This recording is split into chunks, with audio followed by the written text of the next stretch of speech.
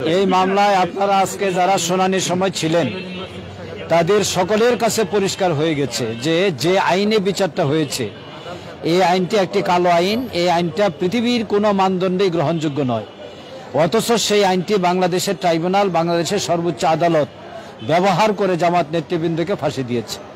আজকে এই আইনটির যে ব্যর্থতা, কালো আইন, সেটা তুলে ধরা হয়েছে। এক, দ্বিতীয় হচ্ছে বিশেষ করে আজহার সাহেবের মামলায় সাক্ষীদের অসঙ্গতি, কন্ট্রাডিকশন এবং বেআইনি বক্তব্য, সাজানো বক্তব্য, মিথ্যা বক্তব্য সবকিছু তুলে ধরা হয়েছে।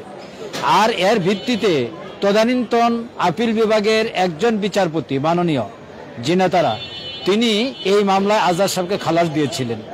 সুতরাং দুটো চার্জে, অতএব তিনিই তো বিশ্বাস করেননি। আর আজকে এই মামলা চুলচারা বিশ্লেষণ করার পর এটিএম আজহার সাহেবের যে দলিল দস্তাবেজ আদালতে বিশ্লেষণ করা হয়েছে তাতে তিনি বেকসুর খালাস পাবেন ইনশাআল্লাহ।